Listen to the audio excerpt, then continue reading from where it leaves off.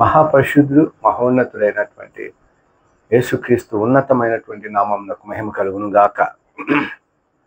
ప్రియ పరిశుద్ధమైనటువంటి సంఘ విశ్వాసులారా, సహోదరి సహోదరులారా, దేవుని యొక్క ఉన్నతమైనటువంటి కృపలో మీకు అందరికీ మేలు జరగాలని, అనేక దీవెనలు మీరు పొందుకొని దేవుని ఆశీర్వాదాలతో నడిపించబడాలని ప్రతిరోజు మేము మీ గురించి ప్రార్థిస్తున్నాం. మీ ప్రతి అక్కర తీర్చి దేవుడు ఇంకా ఎక్కువగా మిమ్మల్ని ఆశీర్వదించులాగున దేవుడు మిమ్మల్ని బలపరచును గాక. ఆమేన్. మనము మరొకసారి ప్రకటన గ్రంథం 1వ అధ్యాయము 14వ వచనం వరకు మనం ధ్యానించుకున్నాం. 14వ వచనం నుంచి మనం గమనిస్తే 14వ వచనంలో దేవుడు సర్వోన్నతుడైనటువంటి సింహాసనాసీనుడై ఉన్నప్పుడు యోహాను ఒక దర్శనాన్ని చూస్తున్నాడు. యేసుక్రీస్తు అక్కడ ఒక యాజకుడిగా కనిపించినట్లు మనము 13 వచనాల వరకు మనం గమనించాం. 7 దీపస్తంభముల మధ్య నివసించువాడు. ఆ 7 దీపస్తంభముల మధ్య ఆయన నివసిస్తూ యోహానుతో మాట్లాడుతూ యోహాను ద్వారా మనతో మాట్లాడుతున్నాడు. ఆయన యొక్క ఉన్నతమైనటువంటి ప్రణాళిక, ఆలోచన ఈ కడవరి కాలంలో, ఈ యొక్క అంతిమ కాలంలో రోజుల్లో జరగబోతున్నటువంటి విషయాలను ఆయన ప్రవచన రూపంలో మనతో మాట్లాడుతున్నాడు. అది చాలా ధన్యత కలిగించే ఒక అంశం. ఎందుకంటే రేపు గురించి మనకేమీ తెలియదు, కానీ దేవుడికి తెలుసు. దేవుడు ఆయన మాట్లాడే దేవుడు, సజీవుడైనటువంటి దేవుడు, చూడగలిగే దేవుడు, సృష్టికర్త ఆయన. అందుకే ఆయన కడవరి కాలంలో ఏం జరగబోతుందో అది ఆయన చూపిస్తా ఉన్నాడు యోహాను ద్వారా. అందుకే ఇక్కడ మనం గమనిస్తున్నాం 14వ వచనంలో చూస్తే ఆ 7 దీపస్తంభముల మధ్య నివసిస్తున్నటువంటి ఆ యొక్క మనుష్య కుమారుని పోలికలు యోహానుకు చూపిస్తా ఉన్నాడు. ఆ యోహాను ఆ కవలికలు, ఆ పోలికలు, ఆ యొక్క రూపాన్ని వర్ణించి చెప్తున్నట్టుగా మనం గమనిస్తున్నాము ఈ 14 నుంచి. ఇక్కడ మనకు దాదాపుగా 6 విషయాలు మనం ఈ 16 వచనాలు 17 వచనాల వరకు మనం గమనిద్దాం. మొదటిగా ఆయన నేత్రములు అగ్ని జ్వాలల వలె ఉండెను. ఆయన నేత్రాలు ఎలా ఉన్నాయంట? అగ్ని జ్వాలల వలె. అగ్ని ఎట్లాగైతే మండుతున్నప్పుడు మనకు గమనిస్తామో నిప్పు వలె ఎర్రగా, ఇది నిజంగా మనము గమనిస్తాము. ఒక మనిషిలో సంతోషం కనిపిస్తే ముఖంలో కనిపిస్తుంది. తన మనసులో సంతోషం ఉంటే తన ముఖంలో సంతోషం కనిపిస్తుంది. తన మనసులో కోపం ఉంటే తన ముఖంలో కోపం కనిపిస్తుంది.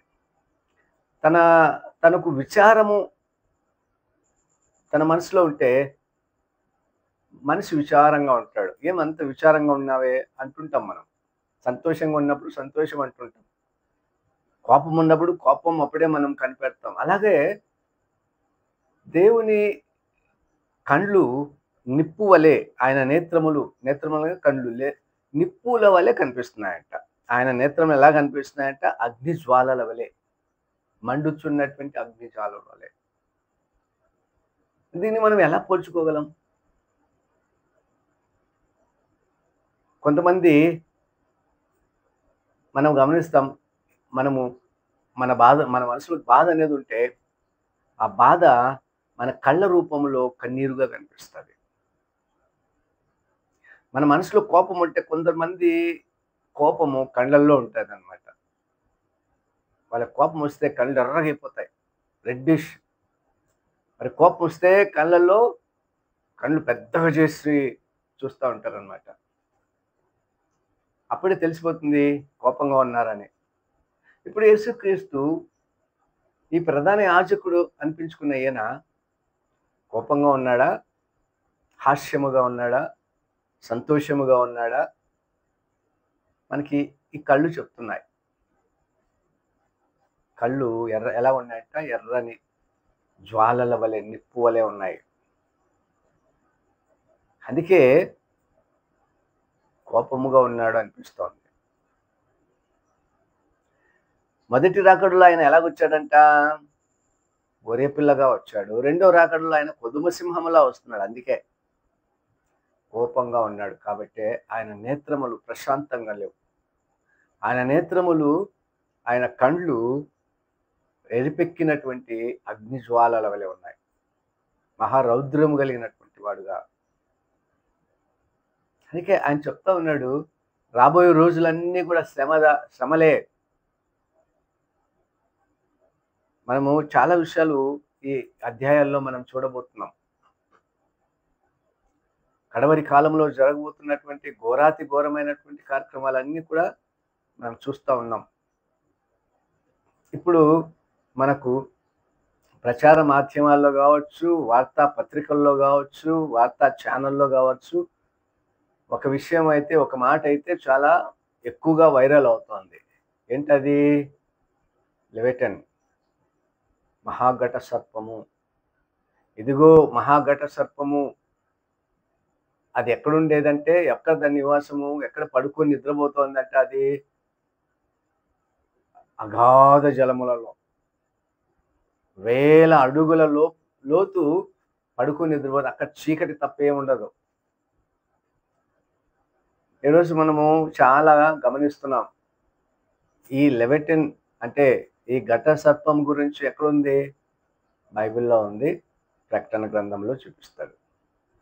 ఆదిలో కనిపించే ఈ ఘట సర్పము అంతంలో కూడా కనిపిస్తుంది. దాని విషయంలో నేను ఒక మంచి వీడియో చేయబోతున్నాను. ఆ విషయాలు అక్కడ మనం ధ్యానించుకుందాం. ఇలాంటి అనేక విషయాలు దేవుడు చెప్తా ఉన్నాడు.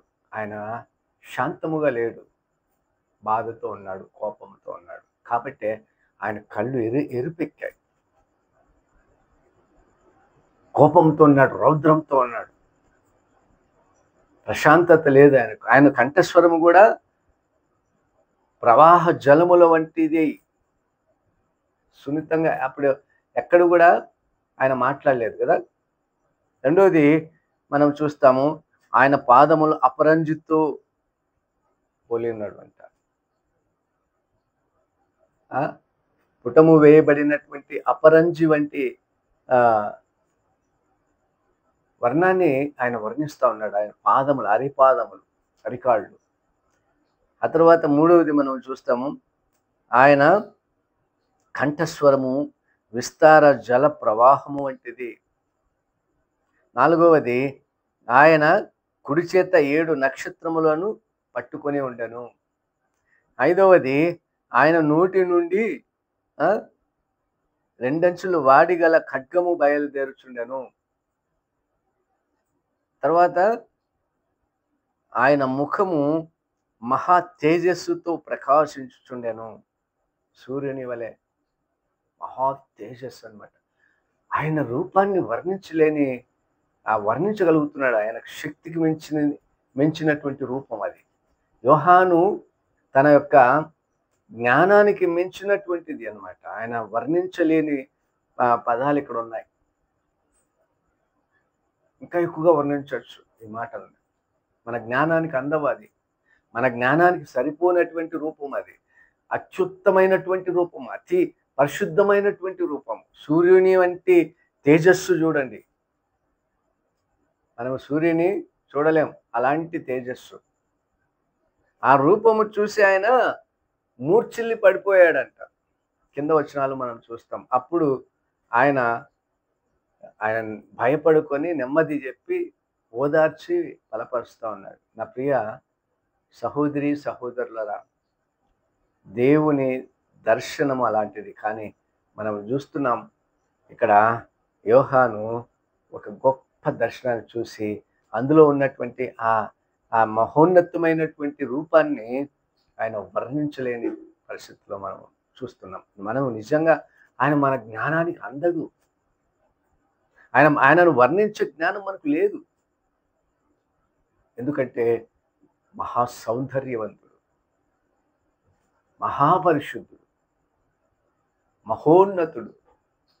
ఆయనను వర్ణించే జ్ఞానము కానీ ఆ భాష మన చాలదు. మన భాష ఆయనను వర్ణించలేనంత పదాలు, కఠినమైన పదాలు మన భాషకు అందవవి. అది ఉన్నతమైనటువంటి జ్ఞానము కావాలి దాన్ని. ఆయనను వర్ణించడానికి మన జ్ఞానము చాలదు. అందుకే యోహాను తన జ్ఞానముతో వర్ణిస్తా ఉన్నాడు. తనకున్నటువంటి జ్ఞానంతో వర్ణిస్తున్నాడు, మానవ జ్ఞానముతో. మనకున్నటువంటి జ్ఞానంతో మనం ధ్యానిస్తున్నాం ఇప్పుడు. ఎందుకంటే దేవుని శక్తి కానీ, దేవుని జ్ఞానం కానీ, దేవుని తెలివి, ఆయనకున్నటువంటి పరిశుద్ధతను ఎంత మాత్రము మనం వర్ణించలేం. మన వల్ల మన జ్ఞానానికి అందనది అది. అందుకే మన భాషలోనే మనకున్నటువంటి నాలెడ్జ్తోనే మనము గమనిస్తే అక్కడికే మన శక్తి ఇంకా చాలదు. అందుకే మనం చూద్దాం, ఆయన నేత్రములు ఎలాగున్నాయంటే, ఆయన నేత్రాలు అగ్నిజ్వాలల వలె కోపంతో ఉన్నాడు. ఎందుకో తెలుసా? మనుషులు చేసేదంతా పాపమే. అందుకే మీకు ఈ శ్రమలు రాబోతున్నాయి అని చెప్పడానికే ఆయన కోపంగా ఉన్నాడు.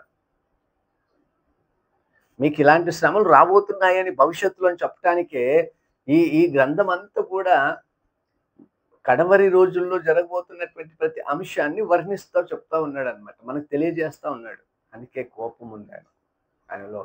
బాధ ఉంది, కోపం ఉంది, వేదన కూడా ఉంది. ఇలాంటి శ్రమలు ఉన్నారే, ఇలాంటి శ్రమల్లో పడిపోతున్నారే.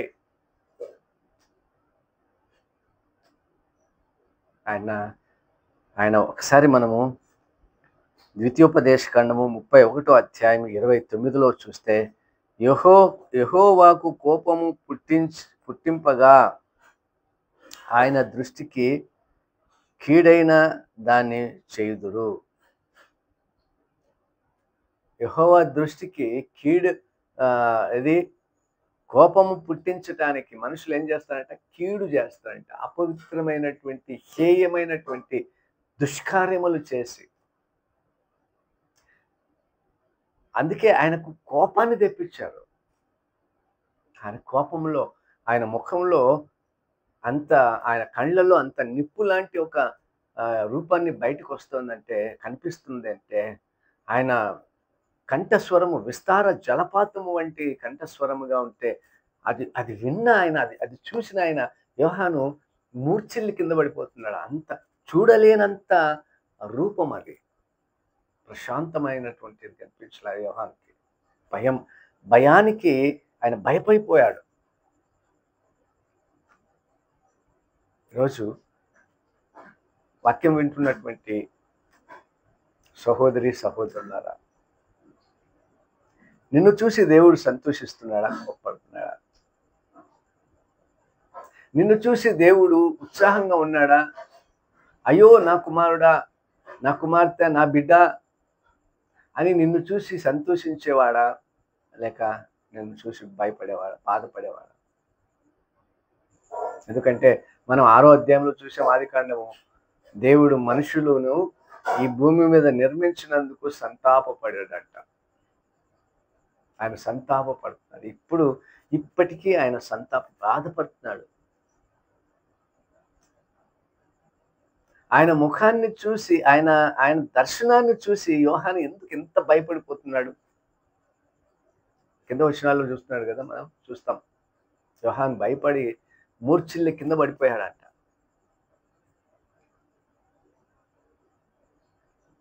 అది మనం సంతోషకరమైనటువంటి దర్శనమా, లేక బాధకరమైనటువంటి దర్శనమా? అంటే బాధను తెలియచేయటానికే ఈ భూమి మీద ఇలాంటివి జరగబోతున్నాయి, మీరు ఇలా చేయబోతున్నారు, మీ మీదకి ఇలా శ్రమ రాబోతోంది, వ్యాధులు రాబోతున్నాయి, తెగుళ్ళు రాబోతున్నాయి, మరి శాపం రాబోతోంది అని చెప్పడానికే ఈ దర్శనము అనిపిస్తోంది.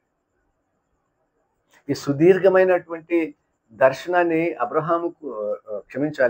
యోహానుకు దేవుడు చూపించడం ఎందుకంటే ఆయన బాధను, ఆయన కోపాన్ని వ్యక్తపరుస్తున్నట్టుగా మనం గమనించాలి. ఎందుకంటే మనుషులు పాపం చేస్తున్నారట, ఆయన కోపం తెప్పిస్తున్నారట. ద్వితీయోపదేశకాండం 31వ అధ్యాయం 29వ వచనంలో మనం చూస్తాం. ఇంకొక మాట గమనిద్దాం. కీర్తన గ్రంథము 29వ అధ్యాయం 7వ వచనంలో ఆయన స్వరము అగ్ని జ్వాలలను ప్రజ్వలింపచేయును. చూసారా? ఆయన కంఠస్వరము ఎలాంటిదంట? ఆయన నేత్రములేమో నిప్పులాగున్నాయి. ఆయన స్వరమేమో విస్తారమైనటువంటి జలపాతము. ఆయన స్వరము అగ్ని జ్వాలలను ప్రజ్వలింపజేయుడంట. ఆయనకున్న ఆయన ఆయన ఆయన స్వరానికి ఉన్నటువంటి శక్తి అది. ఆయన యొక్క మాటకు ఉన్నటువంటి శక్తి అది. ఆయన కంటి చూపుకున్నటువంటి శక్తి కదా. మనం గమనిస్తే బైబిల్లో దేవునికి ఉన్నటువంటి శక్తి, ఆయన మాటకు సర్వ సృష్టి కేవలం మాటతో నిర్మించిన వాడు కదా ఆయన. అందుకే ఆ మాటకు ఆ శక్తి ఉంది, ఆ మాటకు ఆ విలువ ఉంది. రెండో మాట మనం గమనిద్దాం. ఆయన పాదములు అపరంజితో సమానమైనవి. అపరంజిని పోలినటువంటి పాదం. అపరంజి అన్న, బంగారు అన్న రెండు ఒకటే. సువర్ణం అన్న మూడు ఒకటే. సువర్ణం అన్న, బంగారు అన్న, అపరంజి అన్న మూడు ఒకటే. ఆయన పాదములు అపరంజివి. అపరంజి అంత అంటే ఆయన పాదములు ఈ భూమి మీద నడిచినప్పుడు ఆయన సుఖాన్ని చూసుకోలేదు. కాలి నడకనే ఆయన అనేక గ్రామాలకు తిరిగి, అనేక గ్రామాలను, పట్టణాలను, అనేక మనుషులను, అనేక కుటుంబాలను, అనేక వ్యక్తులను ఆయన కలిసి పరలోక రాజ్యాన్ని గురించి, పాపము గురించి, దేవుని గురించి, విశ్వాసం గురించి నేర్పించాడు. విశ్రాంతి తీసుకోలేదు ఎప్పుడు. ఆయన పగలంతా కూడా ప్రశాంత మనుషులందరితో కలిసేవాడు. రాత్రి అయితేనే ఆయన అలవాటు చొప్పున గెస్తేమ్ అనే ప్రాంతానికి వెళ్ళి అక్కడ ప్రార్థన చేసేవాడు. పగలంతా తిరిగేవాడు, గ్రామాలకు తిరిగేవాడు. రాత్రి అయ్యేలోపు ఏం చేసేవాడు అంటే ఆయనకు ఒక అలవాటు. యేసుక్రీస్తుకు ఆయన రాత్రి అయితేనే గెస్తేమ్ అనే ప్రాంతానికి వెళ్ళి ఆ తోటలో మోకరించి ప్రార్థన చేసేవాడు అని బైబిల్లో మనం చాలా విషయాలు చూస్తాం. ఈ భూమి మీద ఉన్నప్పుడు ఆయన తన పనిని తుదముట్టించాడు. అదే సిలువలో 7వ మాట ఆయన అనేది, అయ్యా ఇదిగో నా యొక్క పని నువ్వు నాకు అప్పగించావు, నేను దాన్ని సమాప్తం చేశాను అంటాడు. భూమి మీద ఉన్నప్పుడు ఆయన ఏమాత్రం విశ్రాంతి తీసుకోలేదు. ఏమాత్రం ఆయన మరి సేవ చేయించుకోలేక రాలేదు. ఆయన సేవ చేయటానికి వచ్చాడు కదా. ఎంతో మందిని స్వస్థపరిచాడు, ఎంతో మందిని విడిపించాడు, ఎంతో మందిని బలపరిచాడు. ఆయన ఎన్నో అద్భుతమైనటువంటి కార్యాలు చేశాడు. సేవ చేశాడు కానీ ఏ రోజు సేవ చేయించుకోలేదు యేసుక్రీస్తు. కుష్ఠరోగులను స్వస్థపరిచాడు, దురాత్మల నుండి విడిపించాడు. ఎన్ని ఆశ్చర్యమైనటువంటి కార్యాలు చేశాడు దేవుడు. యేసుక్రీస్తు భూమి మీద నడిచినప్పుడు భూమి మీద ఉన్నప్పుడు ఆయన ఒక్కరోజు కూడా విశ్రాంతి తీసుకోలేదు. ఆయన ఇది వాక్యం అందుకే అంటుంది, ఇది సువార్త ప్రకటించు వారి పాదములు సుందములు. అవి సుందరమైనటువంటివి అన్నమాట, ఆనందకరమైనటువంటివి. అందుకే యేసుక్రీస్తు ఒక మాట అంటాడు, ఇదిగో నువ్వు ఏ ఇంట్లో అడుగు పెడతావో ఆ ఇంటి నిన్ను ఆశీర్వదించదు అంటాడు. ఇది ఎవరైతే ఆయన నామమును ప్రకటిస్తూ సువార్త చేస్తారో వారి పాదములకు ఆ దీవెనలు ఉన్నాయి. అందుకే ఆయన పాదము బంగారుమయమైనది. అంటే అంత విలువైనదిగా ఎందుకు చూపిస్తున్నాడంటే అంత విలువైనటువంటి పాదాలు. అలాంటి పాదం ఈ భూమి మీద పెట్టి మనము జీవిస్తున్నటువంటి ఈ భూమి మీద ఆయన పాదం పెట్టాడంటే మనం నిజంగా ధన్యులమే. ఎన్నో గ్రహాలు ఉన్నాయి కదా, అక్కడికి ఎందుకు పోలేదు? అక్కడ ఎందుకు అడుగు పెట్టలేదు ఆయన? ఈ భూమి మీద ఎందుకు అడుగు పెట్టాల్సి వచ్చింది? కారణం నువ్వు నేనే. మనము ఆయన రూపాన్ని ధరించి మనకిచ్చాడు ఆయన. కాబట్టే మనమంటే ఇష్టం ఆయన. వేరే గ్రహాల మీద మనలాంటి మనుషులు లేరు. కాబట్టే ఆయనకు మనమంటే ఇష్టం. కాబట్టి మనమంటే ఆయనకు ప్రేమ. అందుకే భూమి మీద ఆయన అడుగుపెట్టాడు. అందుకే ఆ అడుగు, ఆ పాదము సువర్ణము, బంగారు, పాపము లేనటువంటి పాదములవి. పాపము లేని హస్తములవి. పాపము లేని కళ్ళవి. పాపము లేని నోరది. ఆయన ఎక్కడ అణువు అందుకే ఆయన అంటాడు, నాలో పాపం ఉన్నదని ఎవరైనా నిరూపించగలరా? ఆయనలో పాపం లేదు. పరిశుద్ధుడు, మచ్చలేనటువంటి వాడాయన. హిమము వంటి తెల్లది గల ఆయన యొక్క వస్త్రము. ఆయన స్వరూపము చూస్తున్నాం అక్కడ. ఆయన నేత్రము, ఆయన యొక్క కంఠస్వరము, ఆయన ముఖము ఎలాగుందంట? స్వరూపము కలిగినది. అది ప్రకాశమానమైనటువంటి రూపం అది.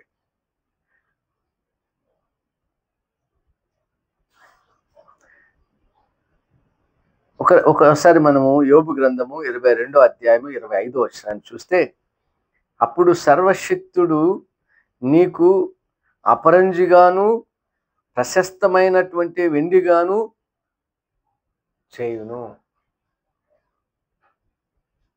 నువ్వు దేవునికి లోబడితే, నువ్వు దేవునిపై ఆధారపడితే, నువ్వు దేవుని యందు విశ్వాసం కలిగి ఉంటే నిన్నేం చేస్తాడంటే ఆయన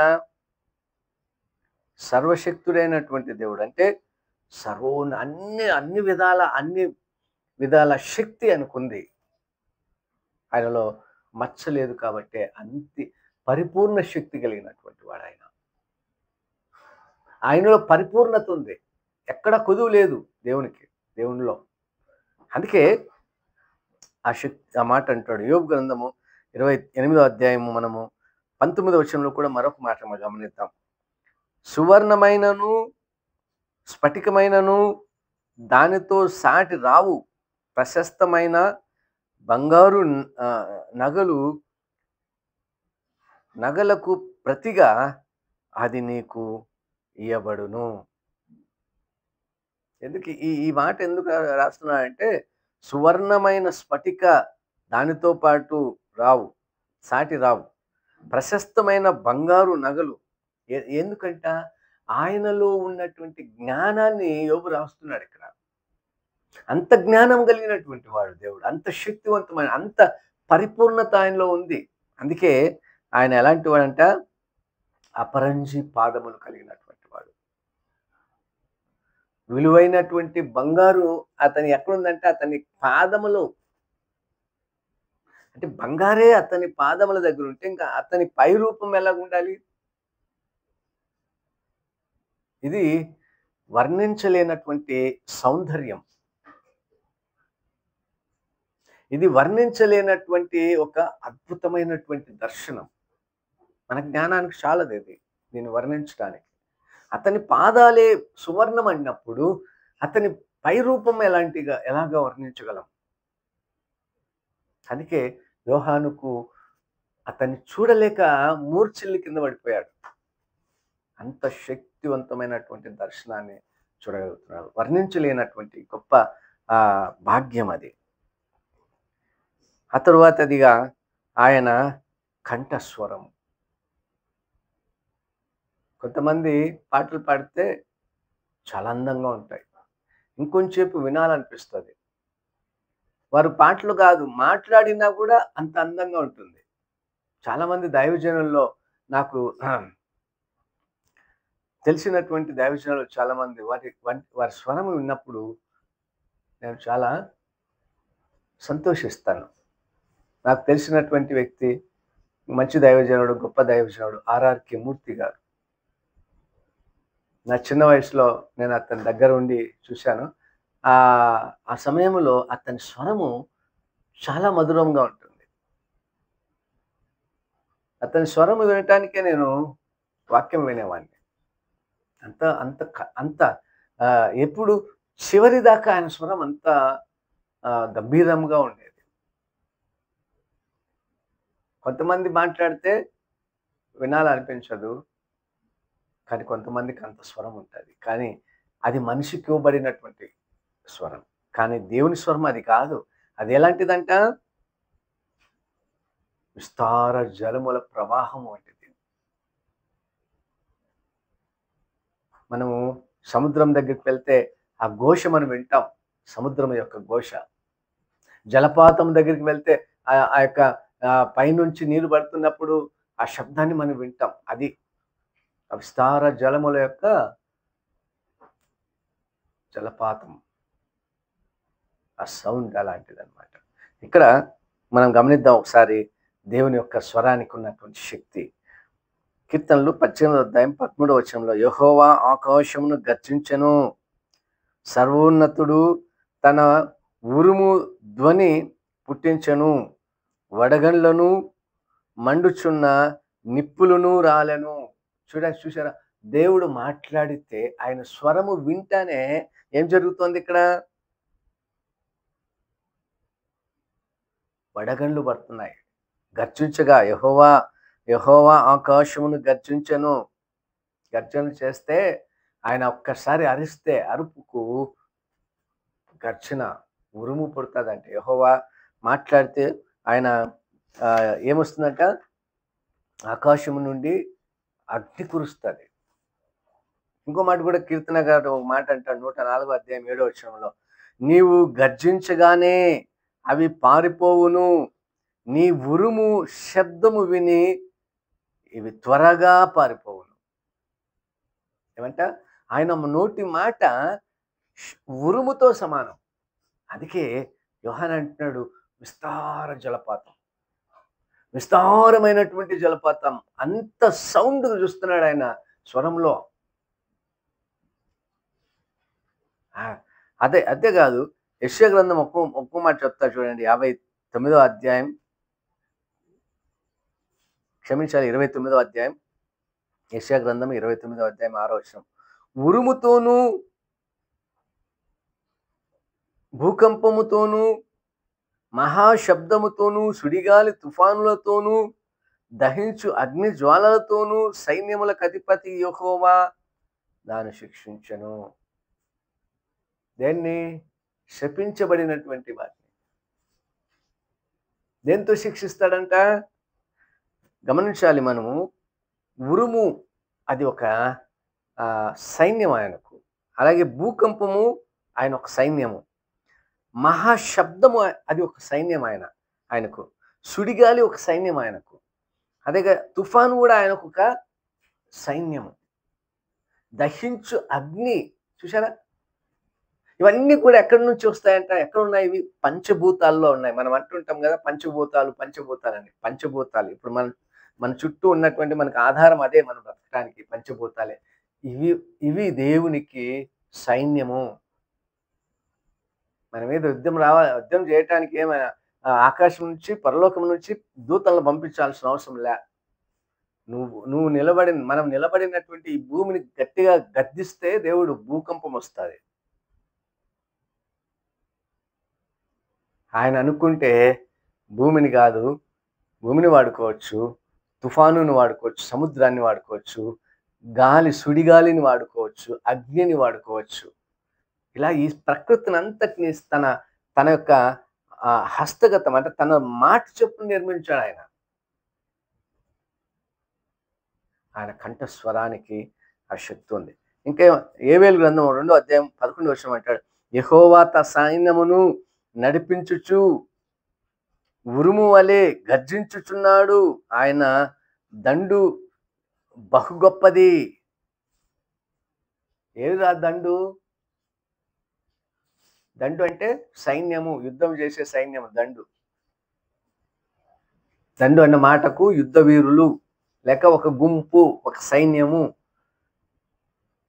ఇందాక మనం అనుకున్నటువంటి ఆకాశము, నక్షత్రాలు, భూమి, సముద్రము, గాలి, వడగండ్లు, అగ్ని, ఇవన్నీ ఆయన సైన్యం. ఒక్కసారి వాటిని శాసిస్తే భూమి దహించి వేస్తాయి వచ్చి. ఇదిగో మనం వార్తలు చూస్తూ ఉంటాం. ఆస్ట్రోనాట్స్ వస్తున్నాయి. ఇదిగో మరి ఉల్కలు వస్తున్నాయి. ఇదిగో భూమికి ఢీకొనబోతున్నాయి.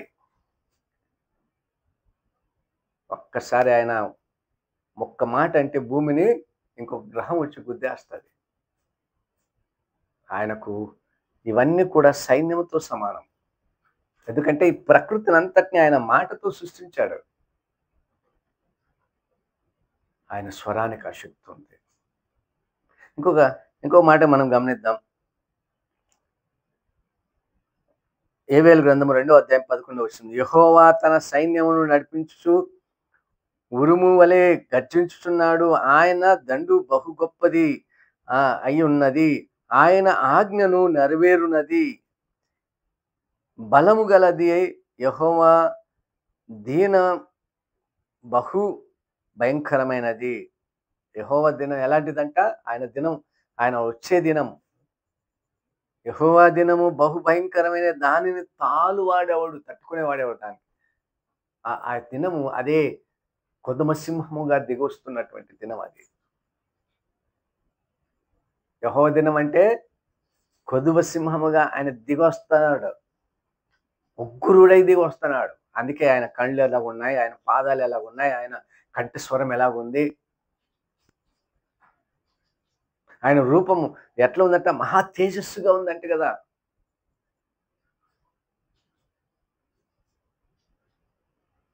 ఇంకో మాట మనం గమనిద్దాం. ఆయన కుడి చేత 7 నక్షత్రములు. ఈ నక్షత్రములు అనే అంశము మనము రాబోయే 2వ అధ్యాయంలో నక్షత్రములు 7 నక్షత్రములు చేత పట్టుకున్నటువంటి ఆ నక్షత్రాలు ఎవరు, దేనికి గుర్తుగా ఉన్నాయి అనే విషయాలు మనము ఆ అధ్యాయంలో మనం ధ్యానిద్దాం. ఇక్కడ ఇంకో చివరి మాట మనం గమనిద్దాం. ఆయన నోట ఖడ్గము. నోటి నుంచి వచ్చే మాట ఖడ్గము. ఎట్లాంటిదంట? ఆ నోటి నుంచి వచ్చిన మాటే కదా ఈ ప్రకృతి అంతా ఏర్పడింది. ఆయన నోటి నుంచి వచ్చిన మాటనే కదా ఈ ప్రకృతిలో ఉన్న సమస్తమును సృష్టించగలిగింది. ఆ మాటకు ఆ శక్తి ఉంది. అది ఖడ్గము వంటిది. దేవుని వాక్యము ఏదది? దేవుని వాక్యం అనే ఖడ్గము కలిగినటువంటి వాడు. ఆయన నోటిలో నుంచి వచ్చే ప్రతి మాటకు శక్తి ఉంది. అందుకే సాతాను, అయ్యా మీరు మమ్మల్ని బంధించడానికి, మమ్మల్ని బాధించడానికి వచ్చిరా అంటాడు కదా. ఆయన నోటి నుంచి మాట వస్తుందని నెరవేరాలి, అంతే. వేరే దారి లేదు. ఇంకా దేవుడు అంటున్నాడు ఇక్కడ, ఆయన నోటి నుంచి వచ్చే, యోహాను చూస్తున్నాడు ఆ మాటలో, ఆ నోట్లో నుంచి దేవుని యొక్క స్వరాన్ని చూస్తూ వింటూ ఒక ఖడ్గము, 2 అంచులు వాడగలిగిన ఖడ్గము లాంటిది వస్తుంది అంటూ వర్ణిస్తున్నాడు అనమాట. ఇది దేవుని వాక్యమేగా, వాక్యము, ప్రవచనము. ఎందుకంటే ఈ ఖడ్గము రాబోవున్నటువంటి విషయాలను చెప్పబోతున్నది కాబట్టి. ఈ ఖడ్గము ఎప్పుడు 1000 సంవత్సరాల తర్వాత జరగబోతున్నటువంటి విషయాలు యోహానుకు మొదటి శతాబ్దంలోనే చూపించాడు. మనమున్నటువంటి ఈ కాలానికి, ఆరునున్నటువంటి ఆ కాలానికి దాదాపు 1000 సంవత్సరాలు, 2000 సంవత్సరాల యొక్క వ్యవధి మధ్యలో జరిగిపోయింది. ఇప్పుడు జరుగుతున్నాయి ఆ సందర్భాలు, ఆ మాటలు, ఆ ప్రవచనాలు. అందుకే అది ఖడ్గము, 2 అంచులు వాడగలిగిన ఖడ్గము అంటది అది. దానికి తట్టుకునే వారి శక్తి ఎవరికి ఉంది? పై వచనాలు మనం చూసాం కదా. 50 11వ అధ్యాయంలో 11వ వచనం 2వ అధ్యాయం. ఆయన ఉగ్గురేడే వస్తున్నప్పుడు అది తట్టుకునే వారు ఎవరు? మనం ఒక మాట గమనిద్దాం. హెబ్రీయులకు రాసిన పత్రిక 4వ అధ్యాయం 11, 12 వచనంలో, దేవుని వాక్యము సజీవ బలము గలదై 2 అంచుల వాడిగల ఎటువంటి ఖడ్గము కంటెను వాడిగా నుండి ప్రాణాత్మ మూలుగను కీళ్లను విభజించు మట్టుకు దూరుచు. చూసారా? అంతరంగంలో, హృదయ అంతరంగంలో ఉన్నటువంటి వాటిని శోధించేదన్నమాట ఆయన వాక్యం.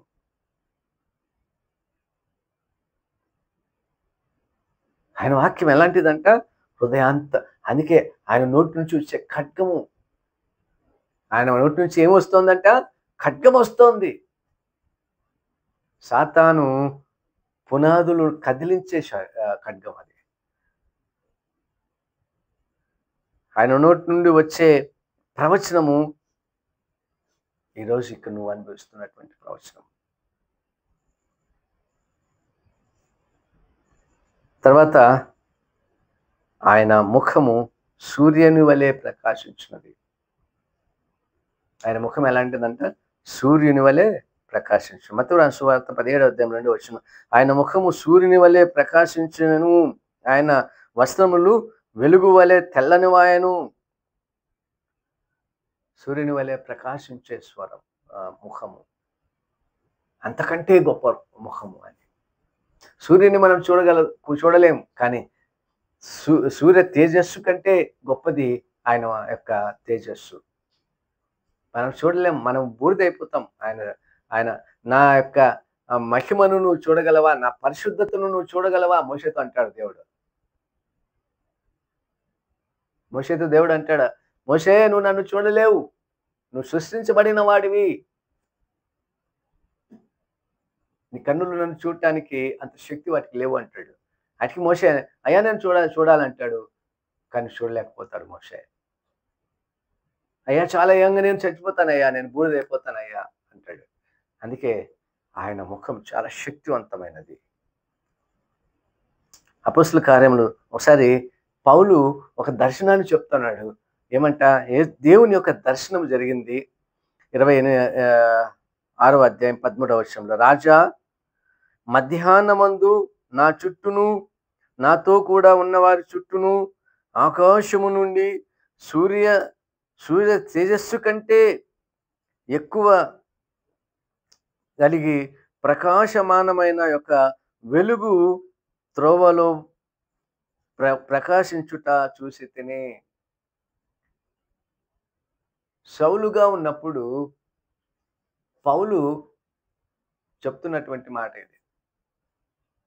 సౌలుగా ఉన్నటువంటి ఈయన మహాభయంకరుడు అని అంటాడు.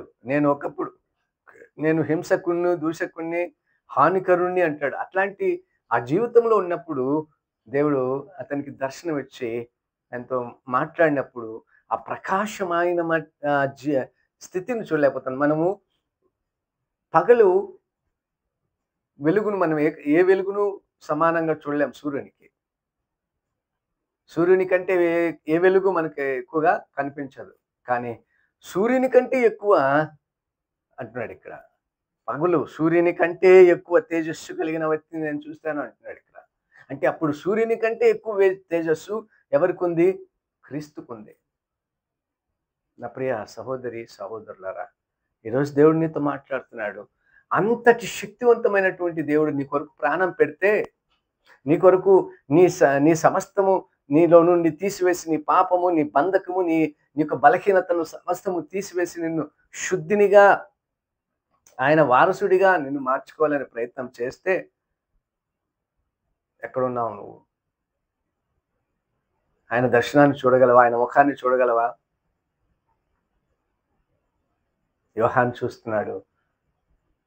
యోహాను చూసి మూర్ఛిల్ల పడిపోయాడు, కానీ దేవుడు యోహాను ధైర్యపరుస్తున్నాడు. యోహానా భయపడకు అని ధైర్యపరిచి లేపుతాను. ఈరోజు మనల్ని కూడా దేవుడు ఆ స్థితిలో మనం ఉంటే తప్పనిసరిగా ఆయన మన దర్శనాన్ని ఇస్తాడు. అలాంటి దర్శనాలు కలిగి మనము దేవుణ్ణి గణపరుద్దాం, దేవునిలో దీవిద్దాం. దేవుడు మనల్ని, మన స్థితిగతులను, మన యొక్క ఉద్యోగ వ్యాపారాలు, మన యొక్క పరిస్థితులన్నిటినీ కూడా దీవించి మనకు తోడుగా ఉండి మనకు అన్ని విధాల సహాయం చేసి మహిమ, ఘనత, ప్రభావాలు పొందుకోవుగాక. ఆమేన్, ఆమేన్, ఆమేన్.